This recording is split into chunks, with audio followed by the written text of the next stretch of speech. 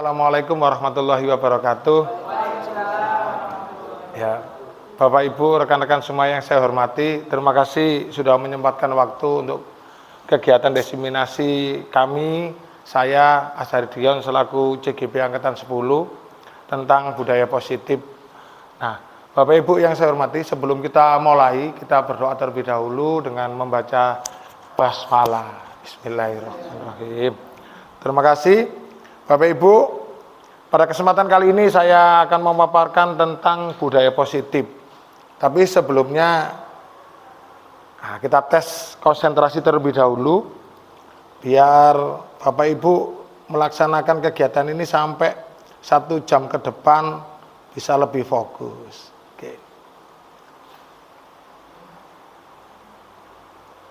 Oke. Menurut hasil penelitian bahwa seorang yang berkonsentrasi penuh dalam waktu minimal 75 menit, maka jaringan saraf otak sudah mengalami 78% kelelahan.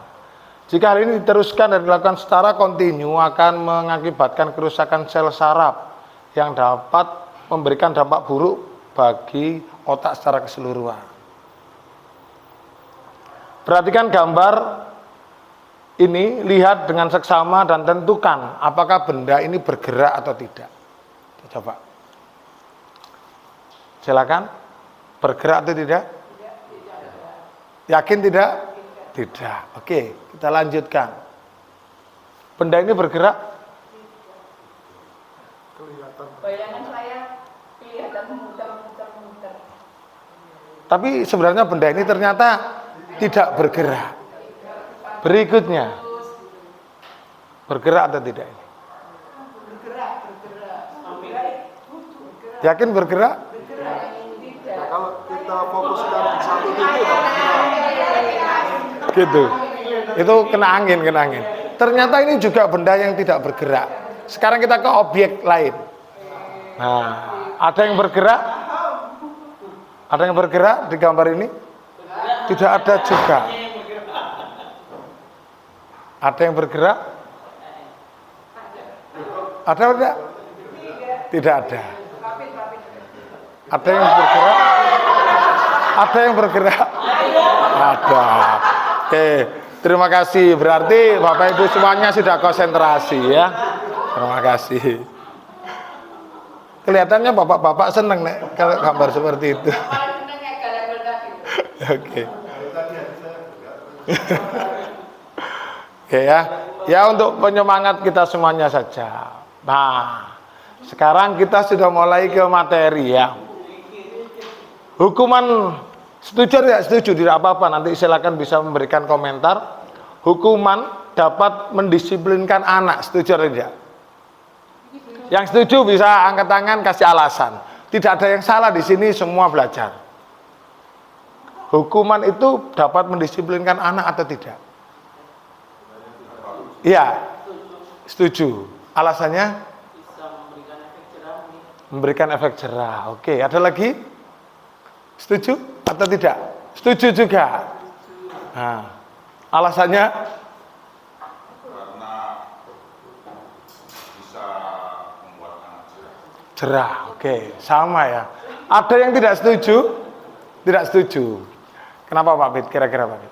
Karena hukuman itu disiplinnya itu sementara, sifat sementara.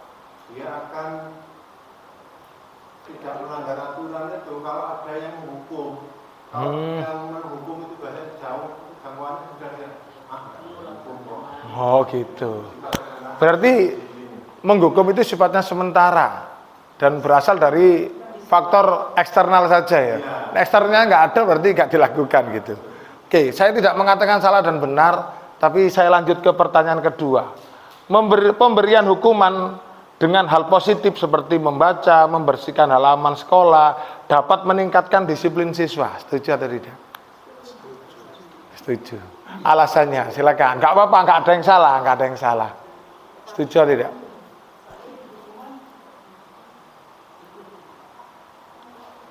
Dengan yang positif ya.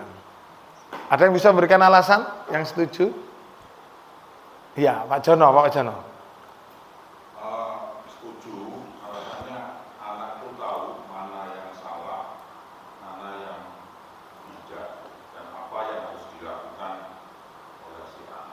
Oh, jikalau salah gitu ke. Oke. Lanjut ke pertanyaan ketiga. Memberi penghargaan dapat meningkatkan motivasi belajar anak. Setuju aja? Setuju. Alasannya? Alasannya untuk memotivasi siswa. Misal, ya, anak tersebut nilai ulangannya 100. Ya. Kasih penghargaan, kita beri pulpen atau buku, nak, ini buat kamu untuk menyemangati dia sendiri dan juga Supaya ke depan motivasinya tetap tinggi seperti itu ya. Oke. memotivasi siswa yang lain juga. Oke. Tidak saya tanggapi terlebih dahulu, kita masuk ke materi biar nanti semua paham. Nah, materi pertama yaitu tentang disiplin positif dan nilai-nilai kebajikan universal. Sekarang seperti ini, coba. Kita bayangkan ada dua orang. Nah, sobek secari kertas, tuliskan benda atau sesuatu yang sangat berharga menurut Anda. Letakkan di salah satu tangan Anda, genggam benda tersebut dengan segala daya. Buatlah sebuah kepalan, jadi di kepal dipegang gini. Teman Anda berikutnya dengan sekuat tenaga mencari cara dan meminta Anda memberikan benda tersebut dengan membujuk, mengancam, menghardik, merayu, apapun untuk berusaha membuka kepalan tangan Anda. Nah, kita akan praktekkan dengan teman sebelahnya. Ya, oke,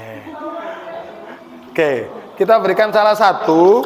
Ini ya, kita tuliskan dulu. Silakan dituliskan benda yang paling berharga yang jenengan punya. Dan tidak boleh ini dimiliki orang lain. Ya, disobek aja nggak apa-apa. Terus sampean kepal dan orang sebelahnya merayu sampai bisa Anda membuka kepalan tangan itu. Ya, nggak apa-apa. Coba aja salah satu yang bagian merayu, satunya bagian yang biasa merayu menempatkan posisi. Salah satu saja. Berarti Budian ya. Oh, yang mana? Yang merayu siapa? Ya, oke. Ya, silakan. Saya kasih waktu 2 menit untuk merayu. Siapa yang bisa merayu sampai temennya itu benar-benar memberikan dengan ikhlas, nanti dapat hadiah dari saya. Terserah menghardik, mengancam, membunuh. Gitu ya. Oke, kita coba. Apakah Anda bisa bertahan dengan segala kelebihan itu? Ya. 1 menit, silakan. Monggo, Bu, yang baru datang sini, Bu. Bu Hermin depan, Bu.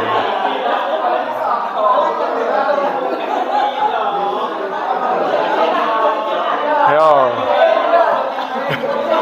Mau nggak? Di depan sini. Depan saja, Bu. Oke. Waktu habis, stop. Kira-kira Anda mau memberikan apa tidak? Mau memberikan apa tidak? Yang alasannya yang tidak mau memberikan alasannya apa? Sangat berharga buat jenengan ya, dan nggak mau ini dimiliki orang lain ya. Yang mau memberikan tadi ada? Kenapa Anda berikan?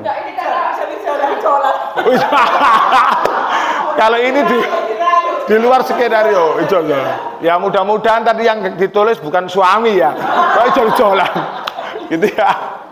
Oke, Bapak Ibu, ternyata ini ya. Oke, yang Anda peragakan itu tadi adalah stimulus respon dan stimulus atau teori kontrol. Nah, kita mencoba merubah seseorang agar berpandangan sama dengan kita. Kita beranggapan bahwa anak kita itu, murid-murid kita itu bisa nuruti kita sesuai keinginan kita. Itu teori stimulus respon. Sedangkan teori kontrol, bahwa kita berusaha memahami pandangan orang lain tentang dunia. Berikutnya, perilaku buruk dilihat dari suatu kesalahan. Jika muridnya salah, kita sudah menganggap bahwa anak ini ya seperti itu ke depannya. Tapi kalau menurut teori kontrol, karena semua perilaku itu memiliki tujuan. Kenapa dia berbuat seperti itu? Dia punya tujuan. Nah, seperti yang Anda tadi ini kan, semuanya Anda pegang. Anda ini tidak bisa dikontrol oleh orang lain seharusnya kan.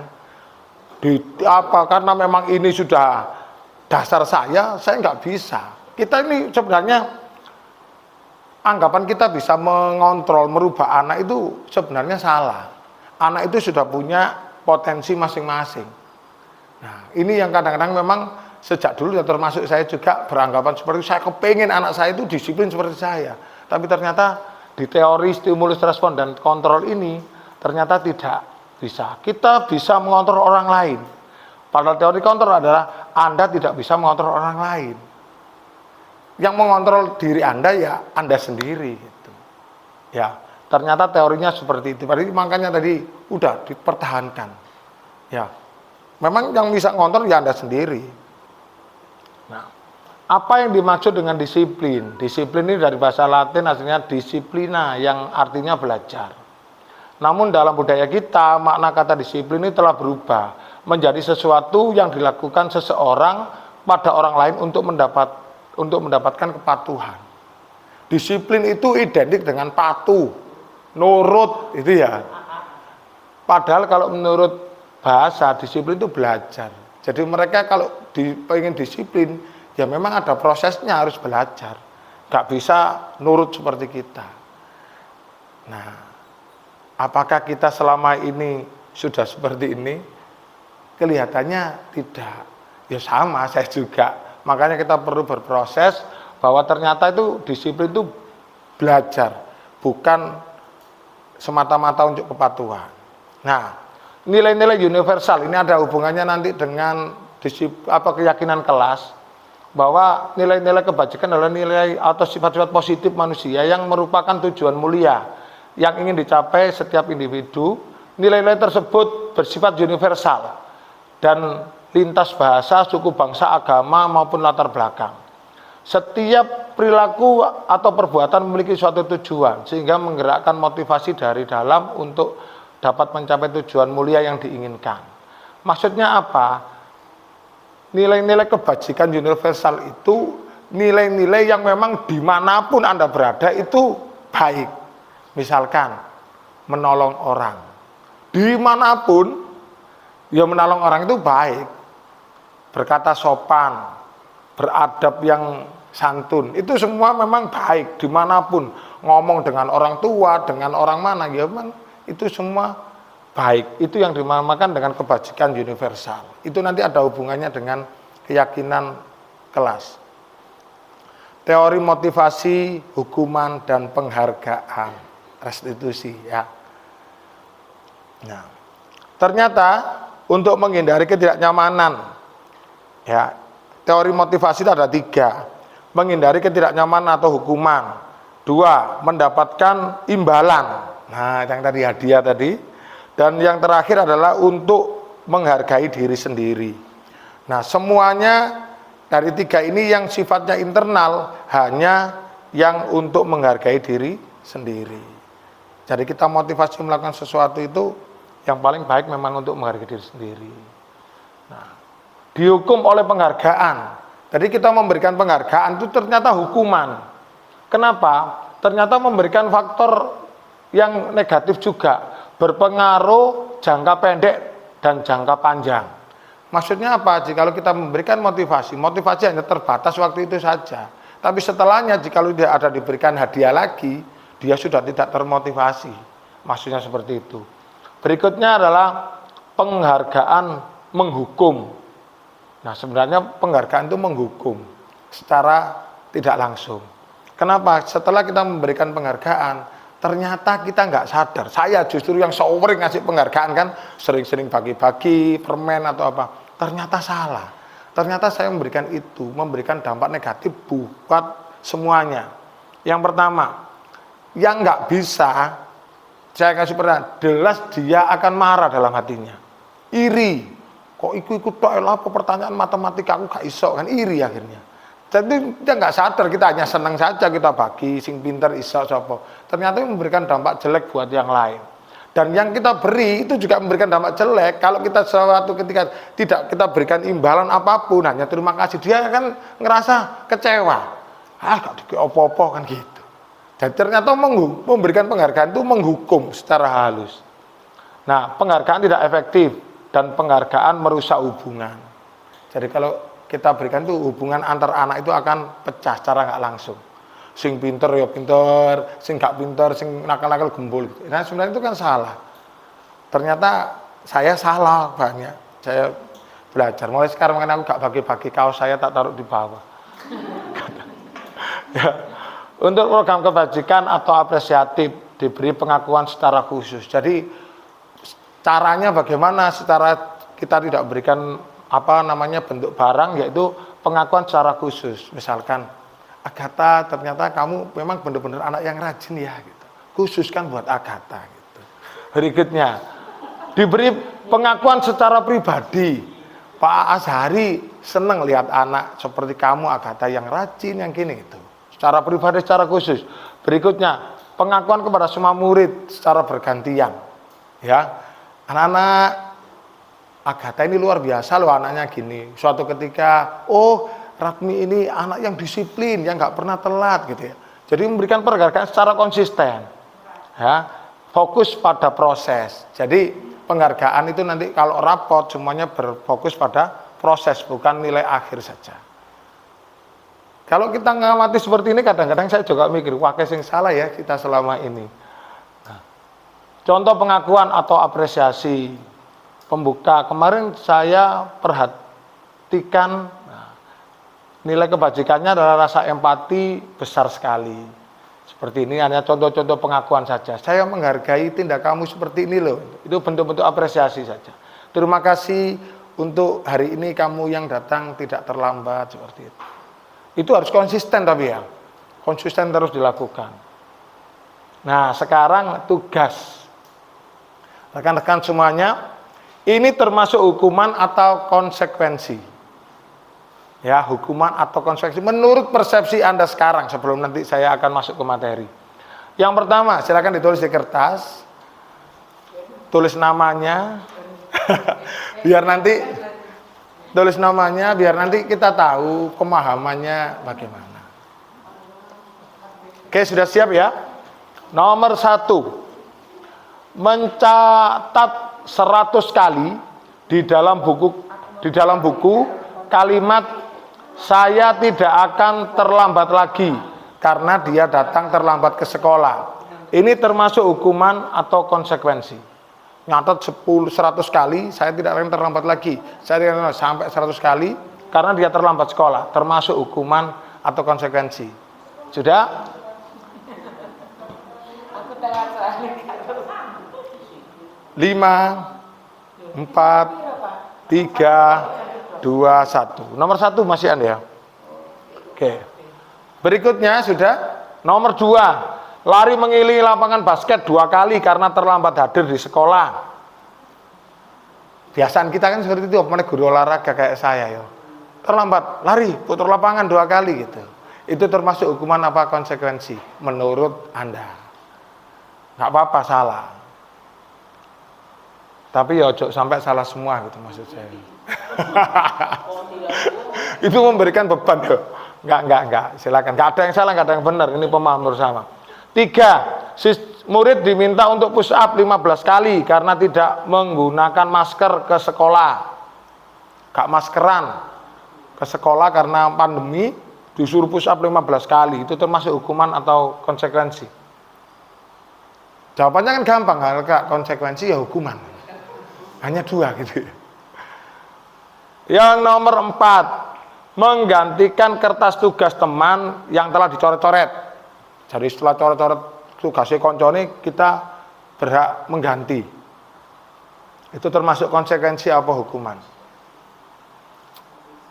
Jangan beranggapan yang Anda katakan betul. Insya Allah enggak lah.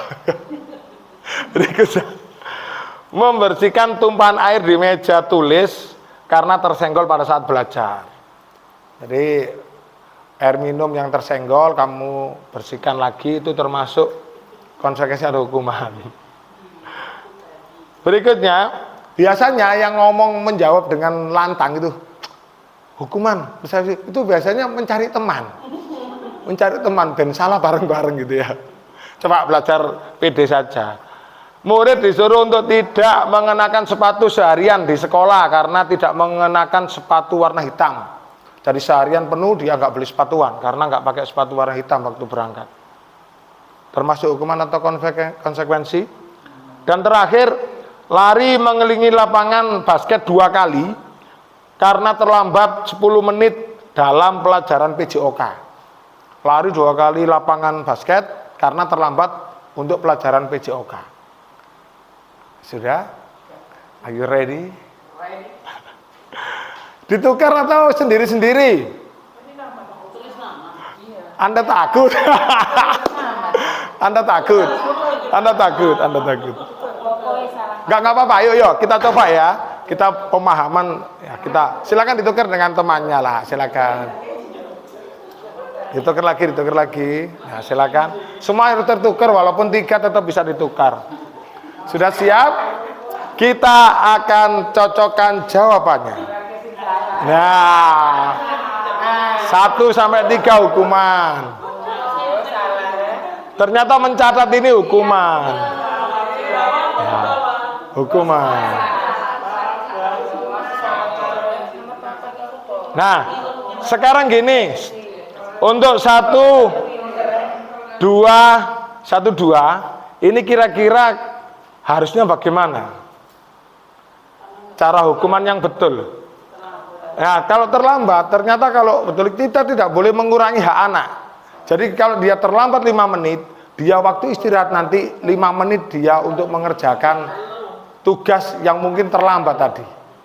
Jadi tidak boleh terus dihukum di luar itu namanya hukuman. Nah, ini ada yang konsekuensi ini mengganti, ini gampang tadi yang sempat ada yang teriak untuk mencari teman tadi. Membersihkan tumpahan ya. Murid untuk tidak mengenakan sepatu ini termasuk hukuman. Dan yang terakhir mengelilingi ini termasuk konsekuensi. Kenapa olahraga kok termasuk konsekuensi terakhir? Ada yang bisa? Betul, karena memang pelajaran PJOK. Nah, konsekuensi. Oh, PJOK. Tadi saya terangkan ya. Saya terangkan. Gak apa-apa. Ada yang betul semua?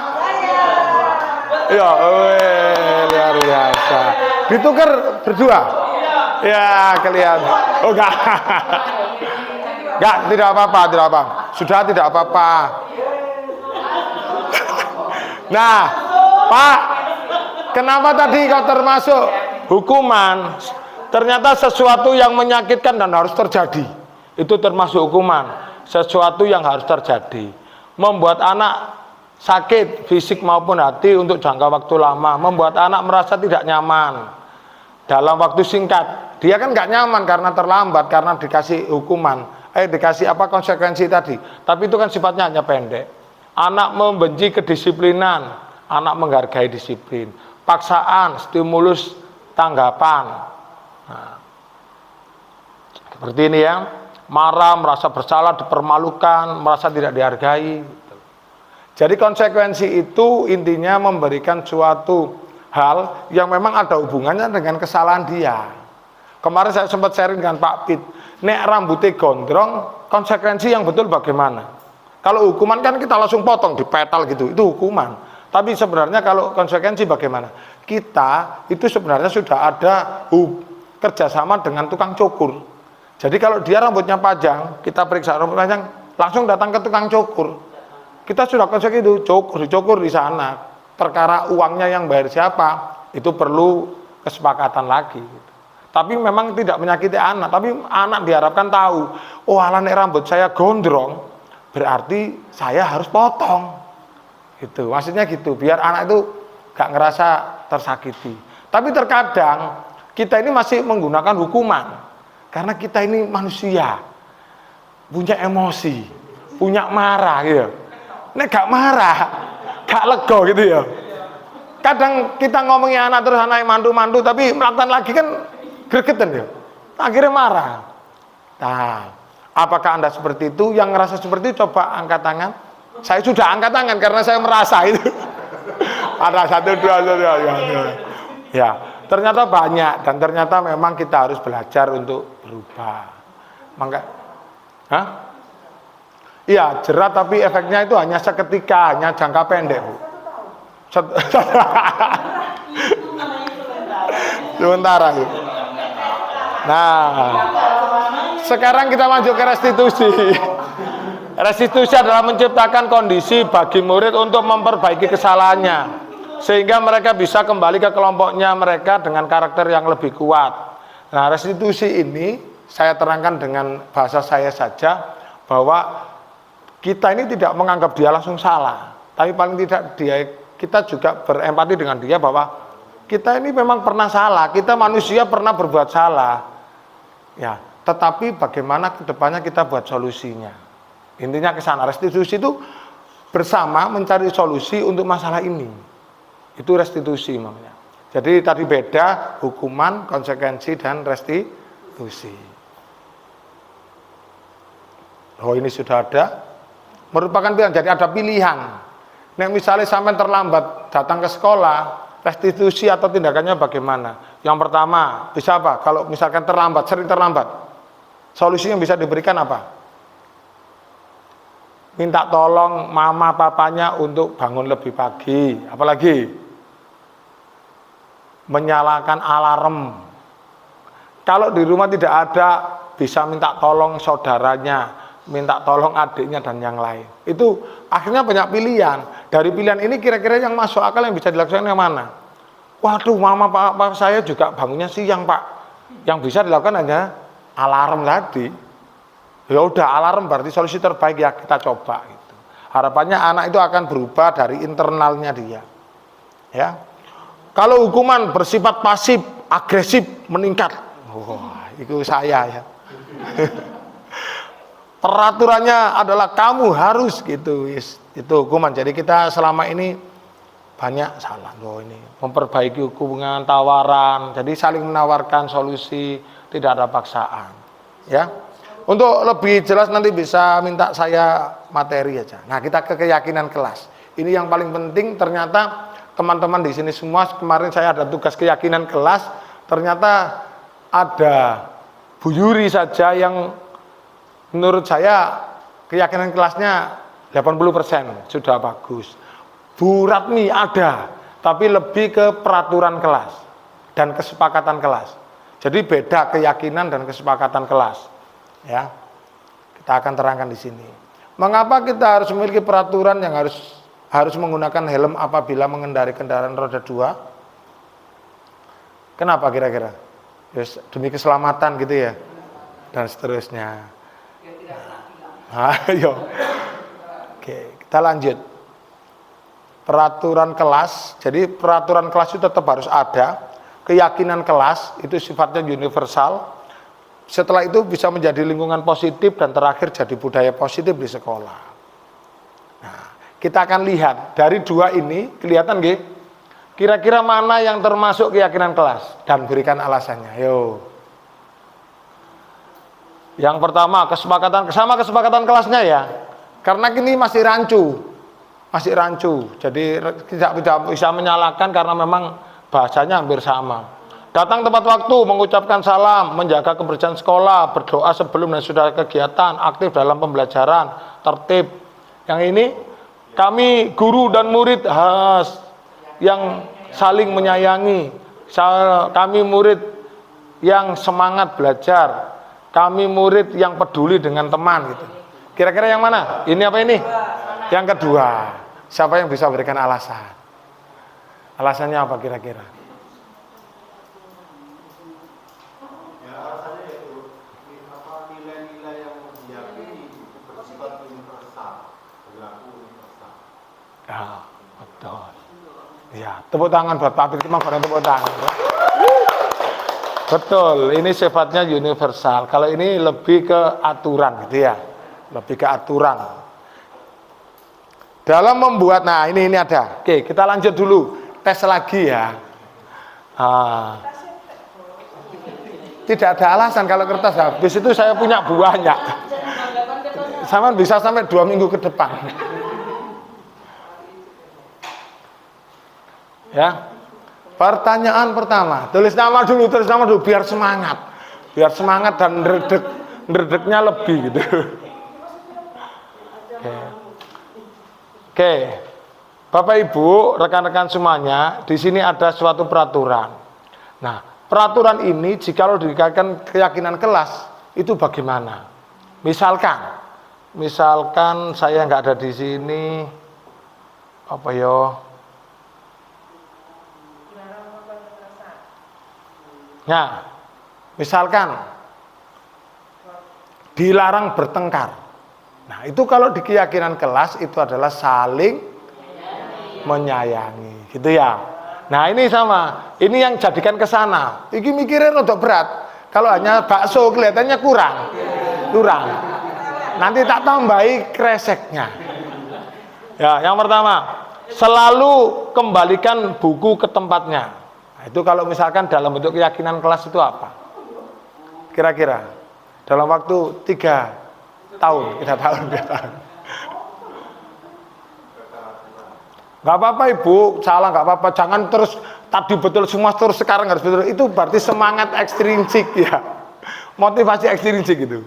Gak apa-apa, salah gak apa-apa. Belajar saya juga baru tahu. Walah. Kedua, dilarang mengganggu orang lain. Nah, aku apa yo?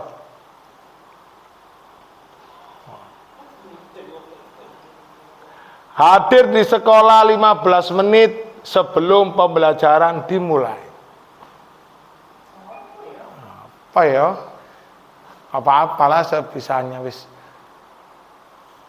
Berikutnya dilarang melakukan kekerasan. Oh ya, tawuran tadi ya. Haram.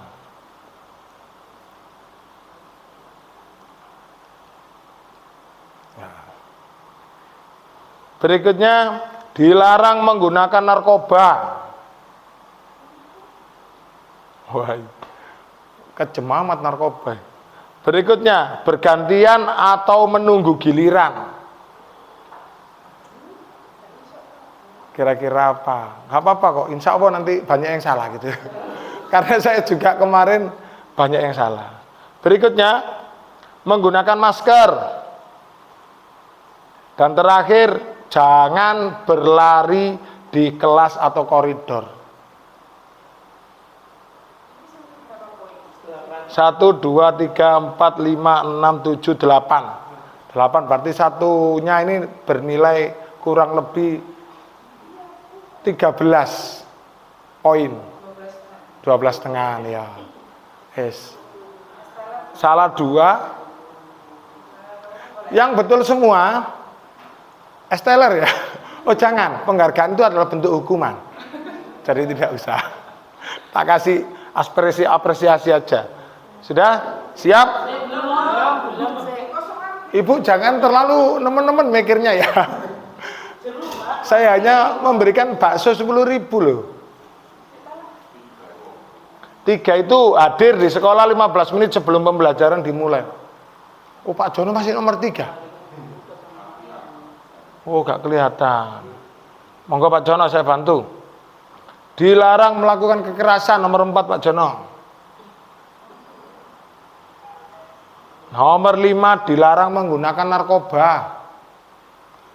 Nomor 6 bergantian atau menunggu giliran. Ke-7 menggunakan masker. Ke-8 jangan berlari di kelas atau koridor.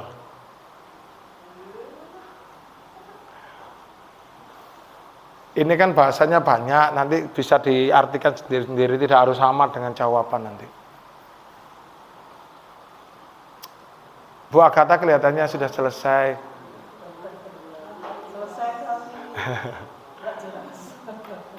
Saya bangga loh punya murid seperti kamu. Nah, itu penghargaan khusus. Sudah?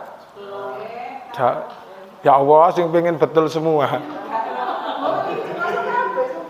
Kali ini tidak akan saya tukar ya, karena kalau ditukar pasti memberikan beban. Tidak akan saya tukar, coba, tapi tidak usah dibetulkan karena tidak dikumpulkan, tapi hanya memahami saja. Ini jawabannya. tanggung jawab, menghormati orang lain, ya. Menghormati, menyayangi boleh, menghargai boleh. Hadir di sekolah itu berarti menghormati orang lain. Komitmen. Disiplin boleh, disiplin boleh. Dilarang melakukan kekerasan. Oh, ini keselamatan, menghormati orang lain, menyayangi boleh.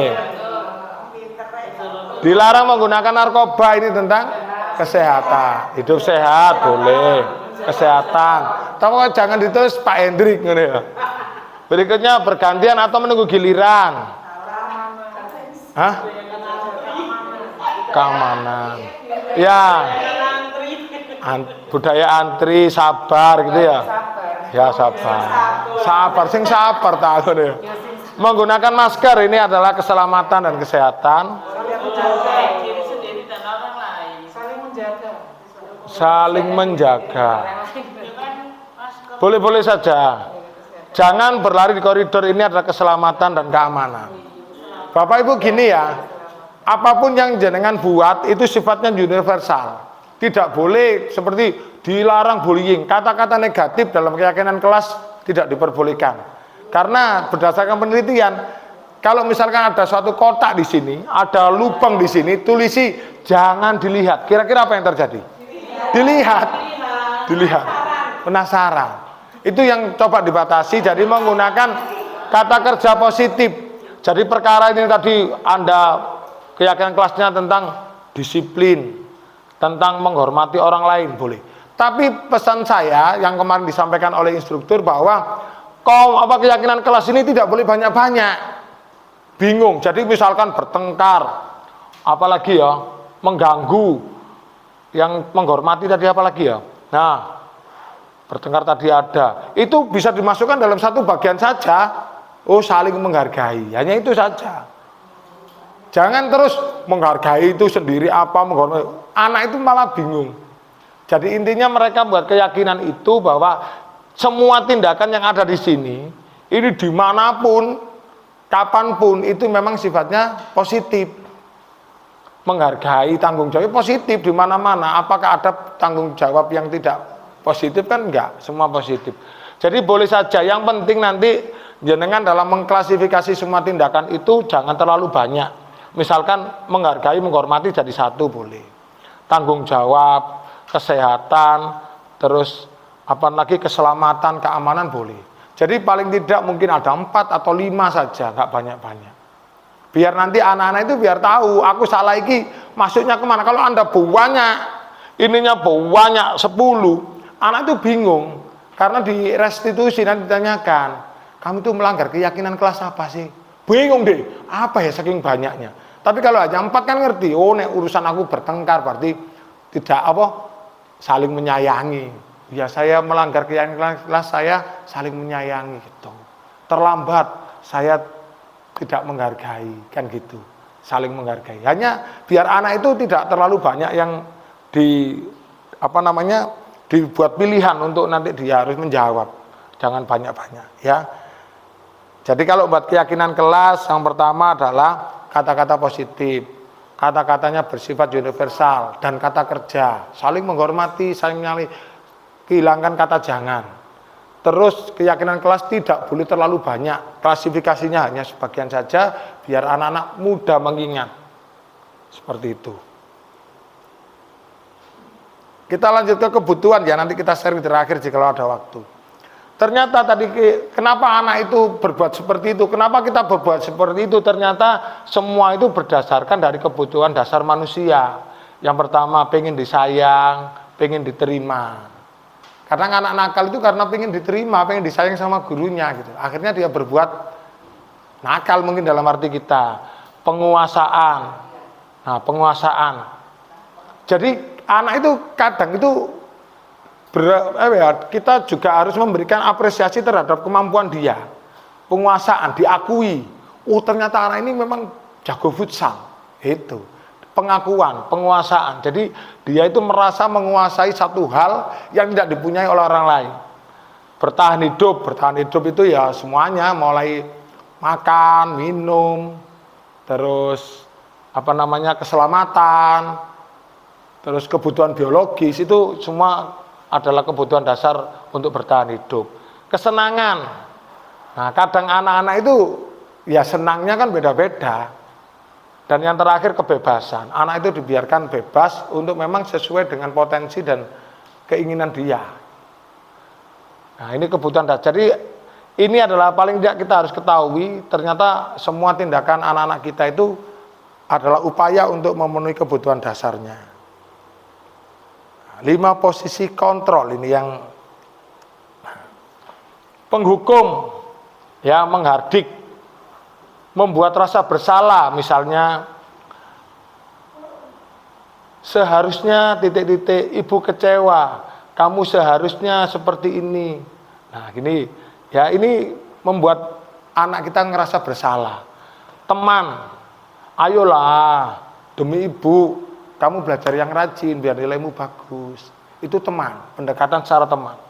Pemantau ini lebih ke peraturan dan konsekuensinya.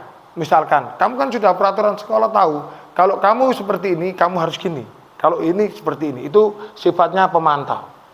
Nah, manajer ini adalah memberikan suatu pengajuan pertanyaan-pertanyaan yang nanti bisa memberikan solusi bersama. Apa yang kita yakini, menguatkan pribadi seperti ini ya. Bagaimana caranya saya bisa memperbaiki keadaan ini. Jadi kita bersama bersharing untuk mendapatkan solusi, win-win solution atau menang-menang gitu ya.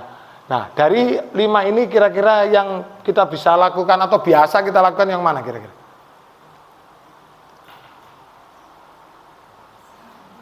Penghukum, jelas. Membuat rasa bersalah, iya. Sama nggak kasihan tak sama ibu gitu loh. Saya sudah gini-gini masak itu kan, itu yang saya lakukan kemarin. Teman, ayolah, masa gak bisa, ayo demi ibu lakukan, itu teman, pendekatan secara teman.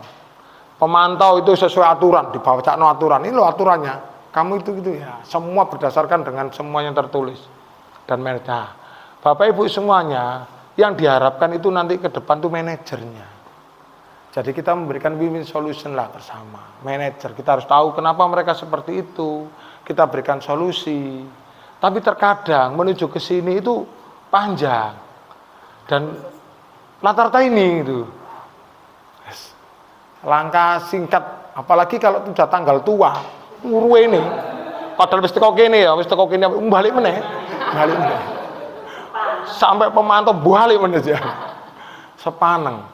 Ya tanggal tua, cicilan masih banyak gitu. Digarai ya gitu. Tapi itu semua, nah, saya kecewa sekali dengan kamu. Ini termasuk apa? Iya. Ya, ngerjakan lagi. Terakhir. Penghukum, membuat rasa bersalah teman, pemantau, pemanajer.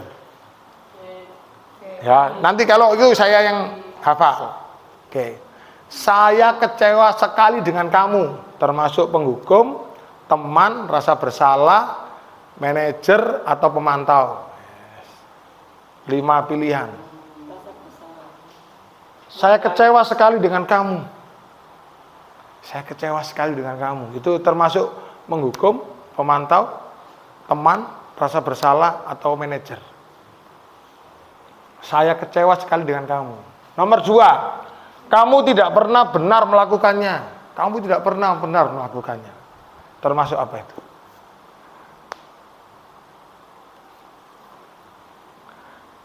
Rekan-rekan semua, kita kan satu tim ya, satu teman ya. Ngedeknya bukan main ya. Apalagi saya. Kalau pas Surabaya gitu. Ya. Oke. Berikutnya, ayolah lakukan demi ibu atau bapak. Ayolah lakukan demi bapak. Ayolah lakukan demi ibu. Itu termasuk apa? Penghukum, merasa bersalah, teman, pemantau atau manajer. Yang keempat, apakah kamu mau mendapatkan stiker bintang hari ini? Apakah kamu mau mendapatkan stiker bintang hari ini? Itu termasuk apa? Penghukum, membuat rasa bersalah, teman, terus pemantau, manajer.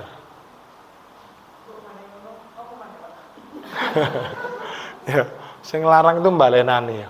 Berikutnya adalah bagaimana kamu bisa menyelesaikan masalah ini. Bagaimana kamu bisa menyelesaikan masalah ini? Apa tadi? Penghukum, membuat rasa bersalah, teman, pemantau, manajer. Terakhir, kamu selalu yang paling terakhir. Kamu selalu yang paling terakhir. Itu termasuk apa? Sudah? Kalau ini kita tukar lagi ya, biar kita lebih semangat redeknya ya. Nggak apa-apa buat kita saja. Nggak usah takut salah, ini bukan ujian kok. Hanya semacam untuk kita termotivasi aja. Apa sudah ditukar? Saya curiga dengan teman kita yang dua di belakang. Menang, tapi tiba-tiba betul. Oh my God. Ini malah tuker sama kakak adik. Ipin. Sudah? Kita alah. Nggak usah dipikir teman-teman. Sampai bayangkan itu saya ya. Ada 6 ya. 6. Nek 5 berarti jelas pakai yang salah. Kebelejat situ ya. 6 ya. Sudah siap? 1, 2, 3. Nggak ada. Ternyata saya harus jawab sendiri. Jawabannya, oh ada di HP saya. Ada di HP saya. Saya tunjukkan tidak ada di situ. Karena saya sudah berkonsultasi. Tadi malam, sholat malam untuk konsultasi ini. Berikutnya, yang pertama adalah membuat orang merasa bersalah. Saya kecewa sekali dengan kamu. Membuat rasa kecewa, salah ya. Nomor 2, penghukum. Nomor 3 adalah teman. Nomor 4, pemantau. Apakah kamu mau mendapatkan stiker bintang hari ini? Itu kan ini ya. Kalau mau berarti harusnya ini ya itu ya. Nah, saya kok curiga. Nomor 5, manajer. Ini adalah kita memberikan solusi bersama, kita menyelesaikan bersama. Yang terakhir, penghukum. Ada yang betul semua? Iya.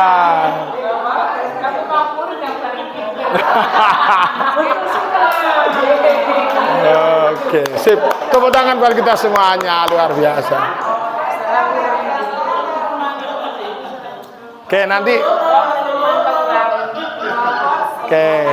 Sekarang segitiga restitusi. Kalau kita menghadapi masalah anak, kita harus belajar juga ya. Yang pertama adalah dengan segitiga restitusi caranya. Yang pertama, menstabilkan identitas. Setiap orang pasti pernah melakukan kesalahan. Intinya ke sana ya. Kamu bukan satu-satunya yang pernah melakukan ini. Misalkan ada bertengkar. Ya sih, setiap orang pernah salah. Pak Sari juga pernah salah. Itu. Berikutnya adalah memfasilitasi kebutuhan. Kamu melakukan tadi mukul, pasti ada alasannya. Nah, kamu tentu punya alasan mengapa kamu melakukan itu. Misalkan bertengkar, kenapa sih kamu bertengkar? Kamu pasti punya alasan. Nah, adakah cara yang lain yang lebih efektif yang bisa kamu yang kamu butuhkan gitu? Ini adalah validasi kebutuhan. Jadi menstabilkan dulu, menganggap anak itu tidak bersalah. Padahal memang benar salah, tapi paling tidak kita tidak langsung frontal menganggap dia bersalah. Kita menstabilkan dulu bahwa kita ini memang pernah bersalah. Kalau validasi itu, kenapa sih kamu lakukan itu kenapa? Misalkan, iya Pak, karena saya nggak diterima Pak, dia ngegeng sendiri, saya nggak diajak, saya disendirikan, saya dikucilkan. Itu kan karena faktor kebutuhan apa kira-kira? Dari 5 tadi? Kasih saya. Gitu. Berikutnya, nilai-nilai apa yang kita sepakati? Kamu ingin menjadi orang yang seperti apa? Menanyakan keyakinan kelas itu di sini. kira-kira tindak kamu tadi melanggar keyakinan kelas apa sih kalau bertengkar tadi? Apa kira-kira tadi? Keyakinan kelas apa? Saling menyayangi. Ya, ya sudah. Kalau seperti itu, kira-kira ke depan kamu lebih harus bagaimana? Apa yang harus kamu lakukan supaya nggak bertengkar? Lebih sabar, itu ya. Tidak semuanya bertindak dengan gegabah dan yang lain. Itu segitiga restitusi. Nah, ini sudah ada, ya. Dan terima kasih. Ya, oke. Sebelum saya akhiri, saya kepingin mungkin ada yang ditanyakan atau di-sharingkan bersama. Monggo. Tanyakan. Kalau saya memang tidak bisa menjawab, pasti nanti saya juga akan mencari informasi lebih lanjut ke senior-senior saya atau fasilitator saya. Oke, Pak Jono, apa? Untuk yang hubungan sama konsekuensi. Iya. Kalau konsekuensi menurut saya itu kita buat kesepakatan jika kamu terlambat, kamu pasti dihukum. Kamu harus lari bukan hukum ya. Kalau kamu terlambat, kamu harus lari. Ya, gitu. Itu perjanjian. Konsekuensi yang kepanjangan untuk konsekuensinya gitu. Sudah tahu aturannya gitu maksudnya gitu ya. Kita memberikan aturan dulu bahwa ada aturan seperti itu. Kalau anak melanggar, ya kalau cara seperti ini harus lari kan. Nah, oke. Terima kasih Pak Jono. Saya sedikit mengulas ya. Jadi yang tadi disampaikan kesepakatan kelas atau peraturan kelas boleh dibuat. Tapi sekali lagi, kalau konsekuensi itu masih ada linearitasnya, liniernya. Jadi jangan sampai gara-gara terlambat dia disuruh lari. Itu tidak linier gitu maksudnya gitu. Harusnya kalau dia terlambat hanya hubungannya dengan waktu kan, sama pelajaran yang mungkin dia tadi terlewatkan. Misalkan dia telat 15 menit. Jadi 15 menit ini jangan sampai kita mengulang. Kita mengulang dari awal. Ini namanya kasihan dengan siswa yang lain. Kita tetap lanjut saja. Dia nanti di 15 menit di saat teman-temannya sudah istirahat selesai, dia 15 menit menambah dengan materi ini. Nah, materi ini kita akan coba tambahkan. Memang guru akhirnya itu tidak ada waktu istirahat di kantor.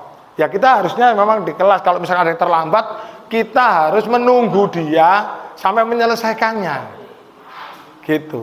15 menit terlambat ya kita tunggu 15 menit, kita berikan materi yang kurang, ini materinya yang kurang dia pelajari. Jadi haknya dia masih terpenuhi penuh itu, Pak. Nggak boleh. Nah, perkara tadi yang terlambat harus seperti ini itu di peraturan kelas, tapi sekali lagi semuanya harus dilinearkan gitu. Dilinearkan dengan konsekuensinya tadi. Jangan sampai kalau dulu pernah ada ya berdiri dengan satu kaki, itu kan nggak linear.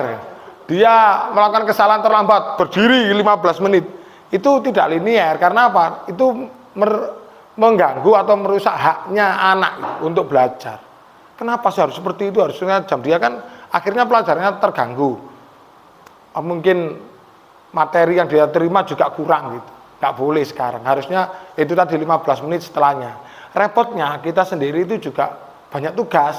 Ya kita berharap saja nanti ke depan kita bisa seperti itu dengan nunggu di kelas, anak istirahat kita menunggu, terlambat 15 menit ya kita tunggu, terlambat setengah jam kita tunggu gitu. Saya yakin ya mudah-mudahan kuat gitu. Maunya seperti itu Pak Jawan. Jadi kalau buat peraturan kelas boleh, asalkan semuanya harus sesuai konsekuensi ya, bukan hukuman. Jadi harus dilinearkan dengan apa kesalahan dari anak-anak itu tadi. Jadi tetap harus ada, tetap harus dilaksanakan aturan. Itu kan terlambat 15 menit berarti mengganti waktu istirahat 15 menit untuk belajar. Itu kan hukuman sebenarnya, tapi dalam bentuk yang linier, makanya dikatakan konsekuensi gitu. Jadi beda, kalau dulu kan dijewit nget. Terus sekarang nggak boleh. Ya, ada yang tanyakan lagi?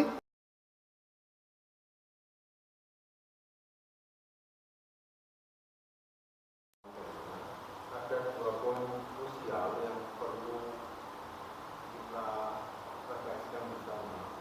Yang pertama adalah kesepemahaman antar pihak ini sudahkah sama pahamnya tentang pengertian dari konsep budaya positif ini? Jangan-jangan di antara kita ternyata selama ini berbeda paham. Yang kedua adalah kalau dalam istilah agama itu berapa istiqomahnya. Setelah ini kita pakati segala macam ini, biasanya kita ya saya di contohnya mungkin 1-2 hari ini bisa ya, karena baru masih hangat gitu. Tapi begitu sudah jalan berapa dengan tekanan-tekanan pertanyaan jadi lupa dengan kesepakatan kita. Itu mungkin yang perlu. Oke, untuk pemahaman atau kesepahaman memang butuh proses yang panjang ya, nggak bisa langsung. Wong kita sendiri anak kembar aja kadang-kadang itu beda gitu ya. Beda, apalagi kita yang dari semua yang berbeda dengan orang tua yang berbeda dan yang lain pemahaman yang berbeda. Tapi paling tidak semua yang kita sampaikan tadi paling nggak tahu runtutannya bagaimana. Nah, perkara nanti istiqomahnya, konsistennya, kembali lagi segala sesuatu yang konsisten itu kadang-kadang itu memang harus diingatkan, dielingno, nggak terus diberikan terus melaku dewe-dewe gitu. Karena kita sudah punya kesibukannya sedemikian luar biasa. Jadi kalau nanti budaya positif berhubungan dengan SRA dan yang lain, ya kita upayakan untuk kita komitmen bersama. Harus komitmen bersama. Jangan sampai digembosi teman kita sendiri gitu. Allah, menurut sok-sokan jangan. Kita ini memang harus tahu ilmunya, kita terapkan sebisa kita, semaksimal yang kita bisa. Perkara nanti komitmennya 1 bulan, 2 bulan, ya sekali lagi saya kembalikan ke pribadi masing-masing. Kalau pribadi masing-masing memang ini tadi materi bagus dan bisa diterapkan di kelasnya, minimal dari kelasnya dulu. Perkara kelas yang lain terus delewer, ya paling enggak dari kelas ini. Nah, perkara nanti yang di sekolah, harapannya ya memang semuanya kan jadi satu kesatuan. Tapi itu semua memang butuh proses. Kemarin disampaikan oleh instrukturnya juga gitu, nggak bisa. Semua butuh proses. Makanya tadi dimulai dari kesepakatan kelas, lalu ke keyakinan kelas, lalu ke lingkungan positif, terakhir ke budaya positif. Jadi semua ada tahapan dimulai dari kelasnya dulu masing-masing saja. Itu Pak Bid. Wis nanti perkara kalau misalkan ini harus kita komitmenkan bersama, berarti kita harus adakan kegiatan sosialisasi, refreshing lagi, diseminasi lagi supaya kita tetap ingat dan paling tidak kita bisa komitmen pelan-pelan untuk ke sana. Tapi saya berharap materi hari ini paling tidak sudah memberikan jenengan satu wawasan. Ternyata keyakinan kelas itu seperti ini, buatnya seperti ini, modelnya seperti ini, paling enggak gitu. Karena sekarang di setiap kelas memang harus ada keyakinan kelas. Saya khawatir nanti kalau ada bapak pengawas ke sini, tiba-tiba tidak ada kan yo, ditanya keyakinan kelas apa Pak ya? Wah, bahaya nanti. Ya, paling enggak saya berbagi di sana. Cukup ya, 2 saja karena saya rasa baksonya sudah mulai dingin. Saya terima kasih atas kesempatan yang diberikan. Saya tidak menggurui jenengan semuanya, saya hanya punya kewajiban dan tanggung jawab untuk membagikan ilmu yang saya dapat. Tidak ada maksud lain, mudah-mudahan ilmu ini bermanfaat dan mudah-mudahan saya bisa lolos CGP dengan lancar. Dan saya berharap teman-teman juga menyusul saya untuk semangat gitu ya. Gitu ya. Terima kasih. Sekian dari saya mohon maaf jika ada tutur kata yang kurang berkenan. Wassalamualaikum warahmatullahi wabarakatuh. Terima kasih.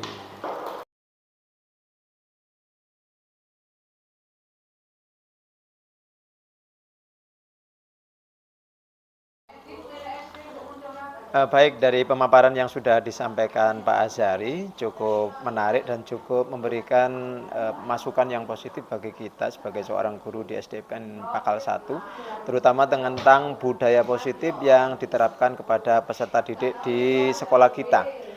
Jadi apa yang beliau sampaikan, apa yang beliau paparkan cukup memberikan satu pemahaman baru ya bagi kita teman-teman guru di SDN Pakal 1 agar bagaimana mengkondisikan anak-anak kita ini berbudaya positif yang mana budaya itu muncul dari dalam dirinya sendiri bukan karena hukuman maupun hadiah.